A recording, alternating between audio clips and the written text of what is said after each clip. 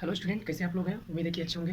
तो चलिए, आज हम आप लोगों को mathematics class 10th real number first chapter जो है, ठीक है ना, उसमें मैंने कुछ बातें कर लिया है। जैसे सीधी कीजिए कि कड़ी 2, कड़ी 5, कड़ी 7 अपर में संख्या है, ठीक है ना। आवाज़ गुणनखंड विधि से एचसीएफ और एलसीएम भी निकालना आपको बता दिया है, ठीक है ना। नहीं देखे हैं तो हमारे नए YouTube channel super IP sir के नाम से मैंने क्रिएट किया, उसको सब्सक्राइब कर लीजिए, बेल आइकन को प्रेस कर लीजिए, ठीक है, ताकि आपको नोटिफिकेशन मिलता रहे, ठीक है ना। तो आज हम कुछ जो है इसके की पॉइंट की बात कर लेते हैं, जैसे रियल नंबर। तो रियल नंबर से जुड़े हुए बहुत सी चीज़ें आपको जाननी जरूरी है, ठीक है ना। डायरेक्ट हम लोग सिर्फ रियल चैप्टर ही पढ़ने लगते हैं, लेकिन रियल संबंधित क्या क्या बातें जाननी जरूरी है वो सभी नहीं बता पाते, ठीक है ना। तो ये आपका क्लास 10th मैथ है, क्लास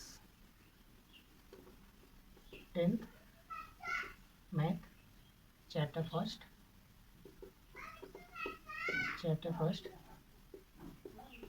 रियल नंबर, ठीक। तो इसमें हम लोग क्या जानेंगे? तो इसमें हम लोग जानेंगे नेचुरल नंबर क्या है। नेचुरल नंबर, तो नेचुरल नंबर किसे कहते हैं, ठीक है ना।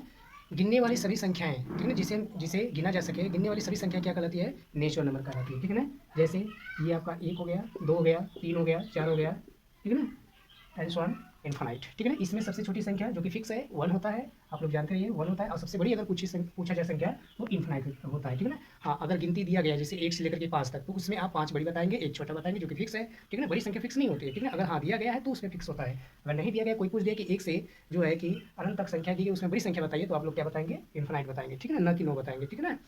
क्योंकि प्राकृतिक संख्या सीमित नहीं है, ठीक है ना, चलता रहता है, ठीक है ना। इसके बाद हम लोग क्या आते हैं? पहला था, उसके बाद हम लोग दूसरे पर आते हैं, होल नंबर। किस पर आते हैं? होल नंबर, ठीक है ना, होल नंबर। तो होल नंबर के बारे में क्या जानते हैं, ठीक है ना। अगर हम प्राकृतिक संख्या में क्या मिला दें? शून्य, यानी अगर हम जीरो मिला दें किसमें? प्राकृतिक संख्या में। अगर हम प्राकृतिक संख्या में शून्य मिला दें तो इससे बनने वाली संख्या क्या कहलाती है? होल नंबर को हिंदी में क्या बोलते हैं? पूरी संख्या, ठीक है ना। तो इसमें छोटी संख्या शून्य होगा, जीरो होगा, बड़ी संख्या इनफाइनाइट होगा, ठीक है ना। तो इसके बाद हम लोग आते हैं थर्ड पॉइंट, क्या होता है? इसके बाद हम लोग आते हैं इंटीजर की बात करते हैं। किसकी बात करते हैं? इंटीजर, ठीक है ना। सभी लोगों ने पढ़ा होगा इंटीजर। इसको हिंदी में क्या बोलते हैं? पूर्णांक। क्या होता है? सभी धनात्मक, सभी ऋणात्मक शून्य सही संख्या को क्या बोलते हैं? इंटीजर बोलते हैं, ठीक है ना। अगर इसको हम लाइन सेगमेंट पर शो करें संख्या रेखा पर, तो ये क्या होता है? जीरो होता है। राइट साइड क्या होता है?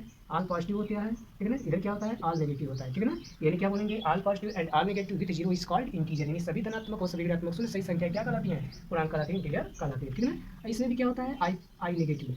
आई नेगेटिव क्या होता है? जितने भी ऋणात्मक संख्याएं होंगी, ठीक है ना, जितनी भी ऋणात्मक संख्या होंगी वो आई नेगेटिव होता है। और जितनी भी पॉजिटिव संख्याएं होंगी, ठीक है, उसको हम लोग आई पॉजिटिव बोलते हैं। क्लियर हो गया, ठीक है ना।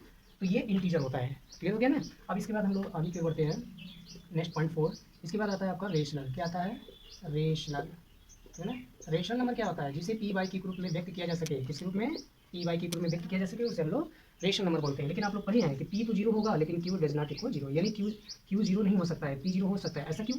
जबकि जीरो तो भाई पूर्णांक है, इंटीजर है, इंटीजर है, फिर क्यों उसको हम जीरो नहीं रखते? क्यों? क्योंकि अगर जैसे ही किसी भी फिक्स संख्या से अगर जीरो से डिवाइड करेंगे तो वो क्या होता है? अपरिभाषित हो जाता है, ठीक है ना। वो डज नॉट एग्जिस्ट हो जाता है, अस्तित्व में नहीं रह पाता। इसलिए क्यू को छोड़ करके, मतलब जीरो छोड़ करके कुछ भी आप हर में रख सकते हैं, ठीक है ना। पी कुछ भी रखिए, जीरो रखिए, कुछ भी रखिए, लेकिन क्यू जीरो को छोड़ करके आप कुछ भी रख सकते हैं, ठीक है ना।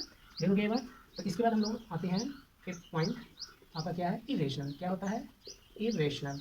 और इरेशनल क्या होता है? इरेशनल नंबर का मतलब अपरिमेय संख्या, जिसे हम पी बाई के रूप में नहीं लिख सकते, उसे हम लोग क्या बोलते हैं? इरेशनल बोलते हैं। जैसे क्या आपका पाई क्या है? पाई आपका इरेशनल है, कड़ी 2, ठीक है ना, √3, ये सब क्या है? इरेशनल है। इसलिए आपसे पूछा जाता है पाई कैसी संख्या है, तो आपका इरेशनल नंबर है, ठीक है ना। हाँ, रेशनल नंबर में आपका आता है 22/7, ये क्या है? रेशनल नंबर आता है, ठीक है ना। अगर हम रेशनल नंबर और इरेशनल नंबर को ऐड कर दें, ठीक है ना, इन्हीं दोनों को, ठीक है ना, ये अगर इन दोनों को मिला देते हो तो जिससे आपका क्या बन जाता है? जिससे आपका क्या बन जाता है, ठीक है ना, जिससे आपका बन जाएगा रियल नंबर, जो कि चैप्टर का नाम है रियल नंबर। तो हम लोग डायरेक्ट रियल नंबर ही पढ़ने लगते हैं, ठीक है ना, इसके बारे में जानते नहीं है, ठीक है ना, तो जानना जरूरी। वास्तविक संख्या क्या होती है? रेशनल नंबर, यानी परमेय संख्या और अपरिमेय संख्या को मिला देने से जो संख्या बनती है उसी को हम लोग क्या बोलते हैं? रियल नंबर, वास्तविक संख्या कहते हैं। इसका मतलब ये आपका क्या हो जाएगा? 22/7 भी होगा, पाई भी होगा, कड़ी में 2, कड़ी में 3, इस तरह से क्या होंगे सब?